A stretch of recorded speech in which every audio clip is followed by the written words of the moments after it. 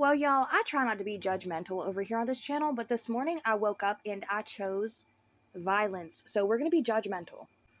There's been a lot of commentary channels talking about this, so y'all have probably already heard about the resilient Jenkins family, but if you haven't, lucky for you, because we're going to be diving into all this tea that's been coming out about them recently. Now, the resilient Jenkins is a family with 6 kids, 1 on the way, and 2 cats. 2 parents living in a 1-bedroom, tiny apartment. It's so small they actually have to move the kitchen table just to set up the kids' beds, and the beds aren't even beds, they're pretty much just little foam mattresses. And I've seen the mom before talking about she wants like a tiny home life, but you can't have a tiny home life if it doesn't fit your lifestyle, and if your lifestyle is wanting a lot of kids, the tiny home is pretty much out of the question, at least until the kids are of age and moving out on their own, but that's a whole different story. Now, pretty much this mother started a TikTok channel and a YouTube page in hopes to get them financially stable with the income that they could earn from being content creators. And again, there's nothing wrong with that, but it gets really messy, and we're going to be diving into all the details. Now, she posted this where she said, "Help a girl out. My hubby said if we can flip our financial position, this doesn't have to be our last baby, and I'm really not ready to stop having babies yet." There's this post here where she said, "Y'all, there's 92 days till Christmas, and my goal was to go viral before Christmas and maybe even have extra funds to afford a Christmas for my kids. 92 days away seems so fast." Her whole stick basically is posting about how she wants to be financially free as a content creator and make this blow up for her so that she can keep on having kids, while also complaining and talking about the fact that she can't afford the ones that she currently has. People have been having a field day with her content though, because she showed off her apartment in a few different TikTok clips, and the kids seem to have bare minimal when it comes down to stuff. And I mean, the foam mattresses, sure, they have some toys and stuff like that, but then it shows their bedroom, and in their bedroom, they have 2 TVs, a PlayStation 5, a super large bed that's like super lifted off the ground. And in my opinion, they should have given the bedroom to the children, but instead they're making the children sleep in the living room, which drives me nuts because if somebody would break into the apartment, the kids are going to be right there and not at least in the room off to the side. She also, in a TikTok video we're going to be getting to very shortly, addresses the lock situation, saying that she doesn't have locks, proper ones. She just has this old-fashioned thing that stands up and keeps the door shut.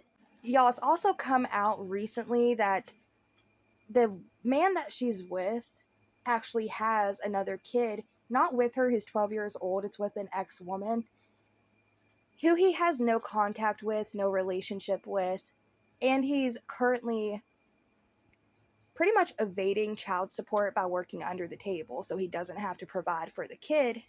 The whole situation is incredibly bizarre, so we're going to be diving into it. You can read in the caption above, we're a family of 6 going on 7 living in a 1-bedroom apartment. As the kids grow older, that means we constantly have to adapt our environment to give them more means for privacy and extra space. When outside our environment appears cluttered, disorganized, what have you. But frankly, after making do for nearly 3 years now, I have nothing but a grateful spirit for the roof over our head. Generally, the instant judgment me and my husband receive, why have so many kids if you don't have enough space for them? See, my judgment comes from a place of not having the experience. When you've experienced enough, you generally don't judge people. I can tell you after everything I've been through in the past 3 years, there's very little I have to judge people on. I would be lying if I said there wasn't a point in my life that I was so naive that I might have judged a poor person based off their appearance. I have learned a lot. I generally look like I'm roughing it, but that's because our kids come first. I do everything I can to keep our environment clean and tidy. When it comes down to it, I could shove everything my kids have in 1 bedroom of some of these houses I see, and it would really look like nothing. We try to teach our kids to take care of what they have, be grateful for what we have. We keep praying and pushing for the growth that we want. Appreciate y'all watching. See you in the next video. You know, I think what drives me so up the wall about her content is she's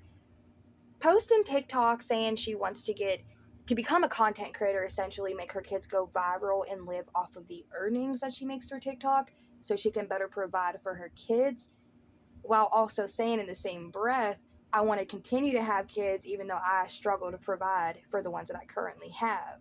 Even at admitting as much as they're living in poverty and that the dining room is less essential than a bedroom, so they makeshift the dining room into the kids' room at night. There's absolutely nothing wrong. I just bumped into my door. There's absolutely nothing wrong with wanting to have kids or have multiple kids, including 7 kids or more, but If you can't provide for the kids that you have and admit that you're living in poverty, why are you going to keep having them and then make that child grow up in poverty? Can we talk about the humbling conversations you start to have with your kids as they develop and age into more adult-like conversations? Because yesterday my kid came up to me and said, "Mom, how come adults don't celebrate their birthdays?" And I told her it's not so much that we don't celebrate our birthdays, it's the fact that these last few years your dad and I have spent any extra means we have on your guys' birthdays. All of our birthdays are back to back, and we like to save the funds that we have available for your guys' birthdays, which means that for mommy and daddy there's not much left over. My kids literally started tearing up. They talked amongst themselves for a minute and they were like, "Can you believe that mom and dad really don't celebrate their birthday because they want to put our birthdays first?" Further into the day, I had a conversation with actually my same daughter, and she told me what she wants to be for Halloween. She said she wanted to be Pennywise, and I told her we're doing everything we can to achieve trying to get you guys costumes, but at this rate, Halloween's kind of looking like we're going to have to piece together what we have at home. And honestly, her whole demeanor just sunk. She was like, I get that, Mom, and I'll do what I have to, but I was really hoping to be Pennywise this year.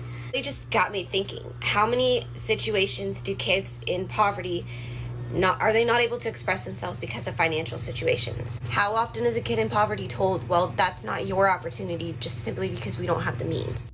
Sometimes I feel like the only kids who get a spotlight are the kids who can afford, whose parents can afford to put one on them. And hell, we're just trying to keep the lights on in the damn house. I, for one, believe that financial situations should never affect how a child develops and their growth and their opportunities. But that's just not how it works. It's not how it works. I'll tell you one thing. When God blesses us, because I truly believe He's going to, we will be the family that reaches out and tries to bless as many children as we possibly can. Seeing our kids go through this and how it's affecting their development, how it's affecting their self-confidence, and just how they're growing up to express themselves in general, it's heartbreaking. I can't imagine not doing everything I can for my own kids first, but then any kid I see going through that is... Now, it is fairly heartbreaking her having to explain to her children, look, we're just not financially able to do a lot of things that other people are financially able to do, but at the same time, you're the problem. It's not like the world is just shunning you for having multiple kids and they're stealing opportunities from your children because you're not financially able to do certain things. You created the situation in itself by continuing to have babies that you just cannot afford. There's also the Angel Tree, which is a beautiful program for people who can't afford presents around Christmas time, where they will actually donate you gifts that were donated to them so your kids have something to open up.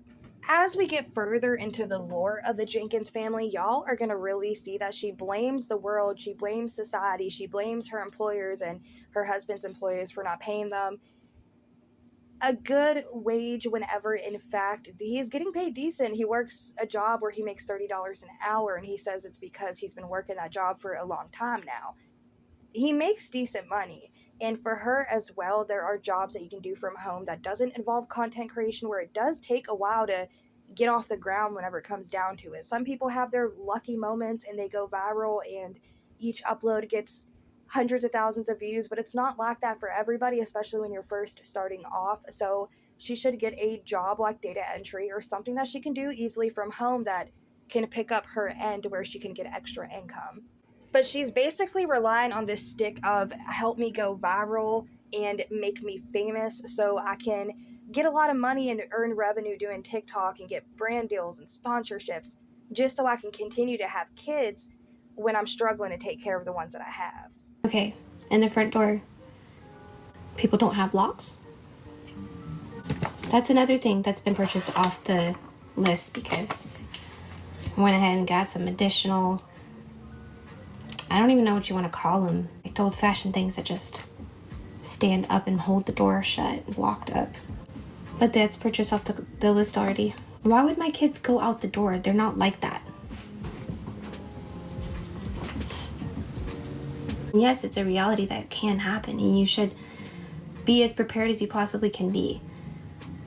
But the thing is, in this small of a place, we were just talking about this, like, who's going to get through a front door, a window, or anything like that without you hearing it and being able to react right then? If you're not reacting that fast, there's something up with your parental instinct. I 100% forgot to say she mentioned a wish list in that last clip, and basically she set up a wish list where people can send her freebies. They can buy things that she wants that she can't necessarily afford for herself, her husband, and her kids.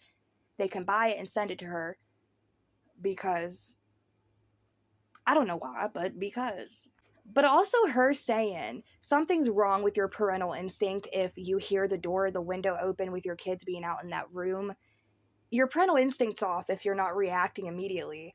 I feel like your whole parental instinct is off, period, because one, you should have just given the kids the bedroom, got them bunk beds, got it set up for them. You could have even made makeshift curtains if it's that bad to make it like they do have their own little space, like anything. But you're just setting them up on these little foam mattresses that are so worn down. They don't even really resemble mattresses at this point, and their reasoning for that is because the kids are rough and they break bed frames. They had metal bed frames at one point, but they broke them. So now they're just on the mattresses on the floor. So we're going to be taking a look at a clip of them explaining away why they're sleeping on the floor, why they don't have those mattress frames anymore, and they're also going to be talking and complaining about their income and a lot more, so let's just continue to dive into it. We bought, quote unquote, foam toppers for our kids. They had frames, they had mattresses, sheets, pillows, the works, even little drapes on their princess tapestries. Yeah, they hung on everything and bent everything and broke it and tore it down, and kids are destructive. They're especially our two girls. They bent the hell out of the metal frame, and then they tore up their sheets and all bed covers and all that. Now, just personally, my son sleeps on a queen size mattress, and I ordered a metal bed frame from, well, it has a beautiful headboard and everything, y'all, but the frame itself is metal. And my son is a bed jumper, so he did bend the metal little how can I explain this? The metal legs of the bed, basically, okay? It had 4 metal legs on the outside of it, but then it had a bar in the middle under the mattress that kept the middle part supported, if that makes sense. And he is a bed jumper, so he would bend the metal frame, and it got to the point where it wasn't that sturdy and stable, so I pitched the bed frame and ordered him a brand new one. And guess what? The one that I ordered was only $130 on Walmart.com, I believe, and that is a entire bed frame, including the headboard. So for you to make $30 an hour and pay for just a 1-bedroom apartment, there is no reason why you can't just get your kids a bed frame. Somebody also stated that there's like bunk beds on Temu that you can order, and they're like $115 to $120. And he has a PlayStation 5 sitting in his bedroom, and they were saying that if he would sell the PlayStation, he could actively afford to purchase 3 of those bunk beds. I'm not saying that you can't have nice things if you're struggling financially, but I'm just saying you have to prioritize. But people are talking, basically, not just people talking, but the baby mom of this husband man in her life now is actually speaking up about the very unfortunate and sad situation that he basically abandoned her and this baby, and he's now 12 years old and they just don't have contact. He's never really been active in the kid's life and doesn't even properly pay child support. So we're going to be diving into that one now. Hi, I'm the first baby mama. I'm absolutely embarrassed the fact that that's my sperm donor. I will not be posting my child on here because y'all not gonna know. But my son is almost 12. Since everybody wants to kind of chime in, that man that everybody's saying they have 2 loving parents walked out of his son's life when he was 2. I haven't seen his son since he was 5, and that's because I reached out to him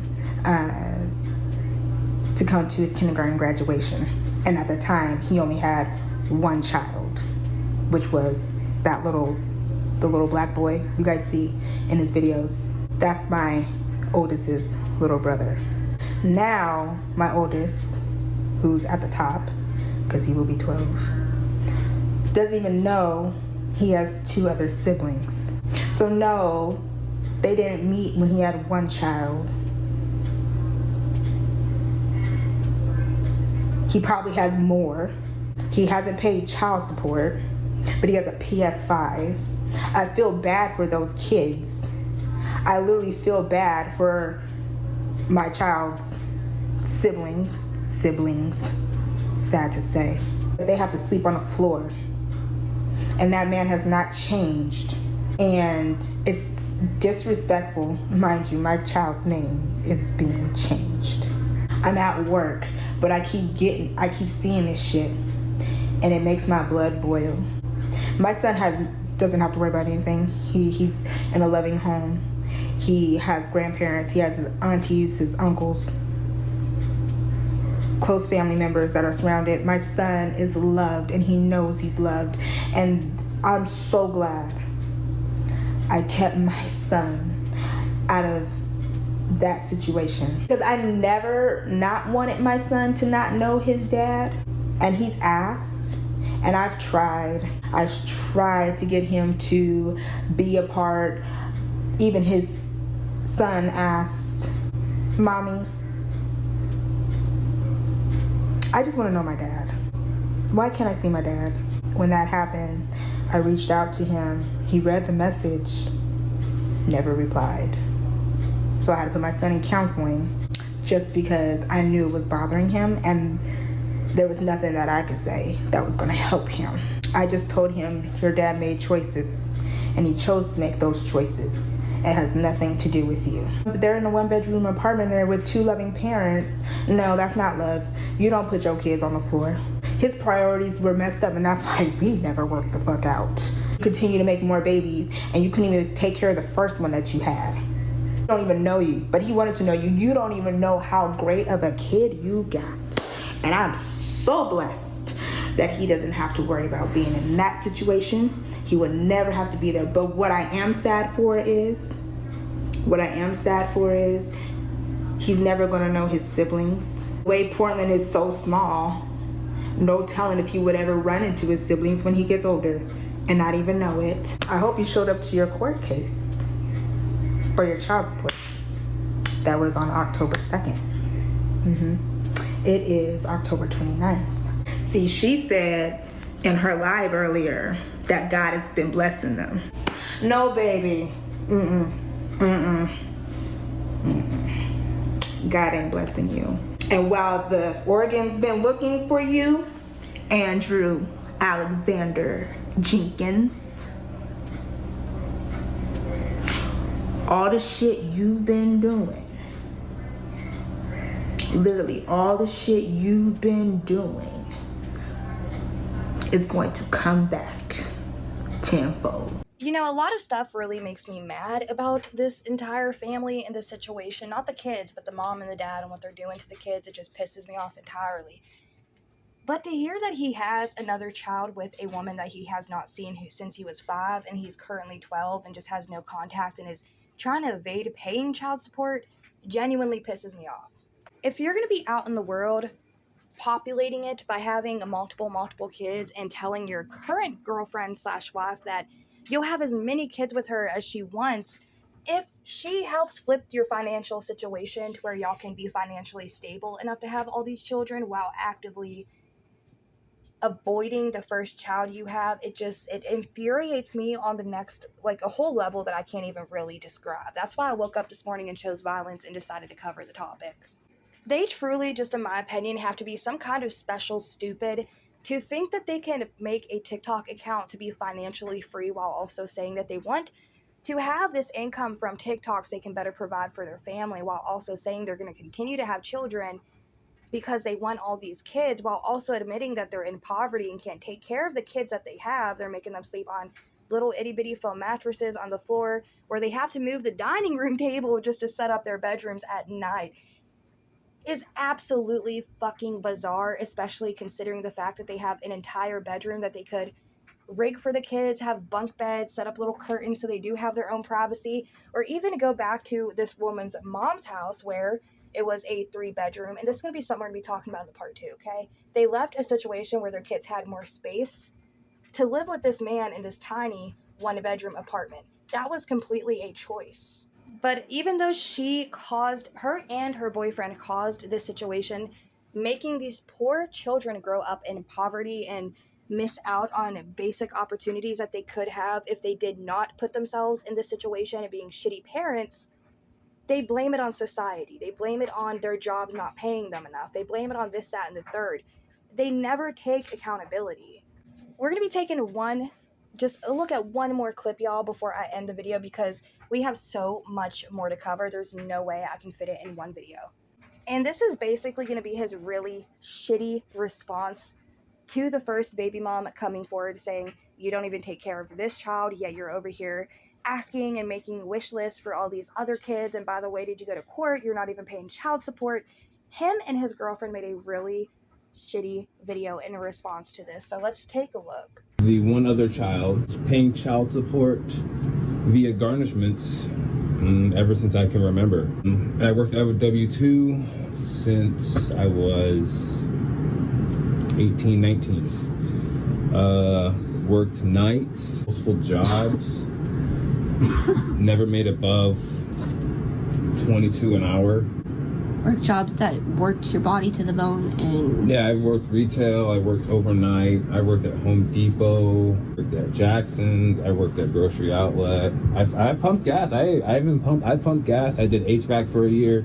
It's my workload didn't equal out what I felt to what I was getting paid, or deserved to get paid, especially how fast I was picking things up and how hard I was working. The complaint was, oh, you're requesting too many days off. Yes, because I want more money, so I'm trying to find other ways to make money. And so then I went back to Jackson's. And worked days and nights, 60 hours plus, and try to make sure I wash every window, try to do every little detail to get any kind of tips. This man has done everything he can to provide. The child support thing, I don't know what to tell anybody. I've been paying for years via garnishment. They've taken out 9-10 grand from taxes, and I let them. I didn't fight any of it. If the other party hasn't received it, that is not on me. I don't have any of that money. I think I owe $6,000 is all I owe, which most of that got taken care of last year, and everything else is via garnishment, except for now. But I'm 4 or 5 months behind. Things happen. It's not like I don't know about it. What else? How? They want to know why you're not involved in stuff. Oh, why? Yeah. I don't need to explain why. I don't need to explain everything. No, I've been judged all my life. I'm just letting them know they think the child support's one thing, and this is, if they believe people are going to believe one side or the other. That's entirely up to whoever watches or listens to this. I always work, and I hate not working, but I hate also not getting paid for my time or for my worth. And people say, oh, you don't know your worth. Of course I know my worth. Everybody should know their worth. I've done plenty of jobs in my lifetime that I feel like I should get paid a certain amount. That's all I want, is better for our kids. More space, more opportunity. And you'd say, oh, she's been posting about this for 3 years, and for 3 years I've been doing my absolute best to try to make something happen. I did too. I worked W-2 jobs for a long time, and I'm not gonna justify the reason that being home with my kids, it's either I pay someone to watch my kids and raise them a way that I don't agree with, or I stay home and raise my kids. That's the choice that I would rather have. Oh, and of course, people think I want to stay in a one bedroom. That's what I'm saying. They think we want to stay. They think we want to stay in one bedroom. Things have increasingly got more expensive. This was an absolute dog water response, just in my opinion, but let's take a quick look at what it means to pay child support via garnishment. It says here, paying child support via garnishment means that a court order compels an individual's employer to automatically withhold a portion of their paycheck each pay period and send it directly to the custodial parent as a child support payment, essentially taking the money from their wages before they receive it to ensure that the child support obligation is met, even if the non-custodial parent doesn't voluntarily pay it. And it also says here, yes, if the child support is paid via garnishment, it means that the parent did not voluntarily pay their child support and that a court order has been issued to automatically deduct the payment from their paycheck by their employer, essentially forcing them to pay the child support that is owed. So he's making it seem like he's just been paying child support willingly while also saying via garnishment, which means you didn't voluntarily do it and the court had to step in and make you take care of your kid. To wrap up the video, y'all, we're going to be showing a quick look at that nails by Alinda. I can't remember her name, but it'll be in the bottom section of here.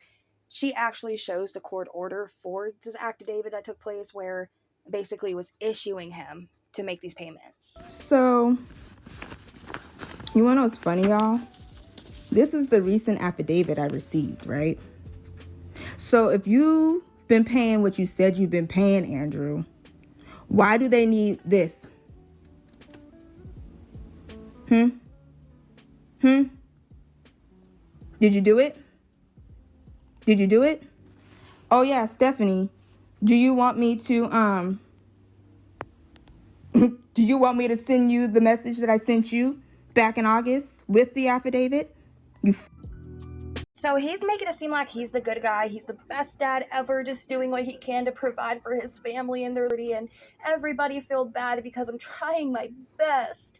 Bullshit, because the world is exposing you now that y'all decided to make this TikTok account and go public with your living situation and how the kids are actually living at home, makeshifting the dining room while you sleep in a comfy bed in a bedroom just so your kids can sleep on foam mattresses on the floor. But not just that, but also trying to make it look like he not even wanting to address why he wasn't in his child's life in the first place, but then making it look like he's at least paying child support whenever she's exposing the fact that it's court ordered because you never volunteered to do it. You never volunteered. And with that being said, I'm going to wrap up the video, but we are making a part 2 to the situation tomorrow because there is so much more that they have been exposed for, and it's absolutely bizarre. But I want to know your thoughts and opinions about anything we discussed in today's video in the comment section down below. Have y'all heard of the Brazilian Jenkins family? Have you heard about the lore going on and the drama following it? With that being said, I will catch y'all in the part 2 to this video tomorrow.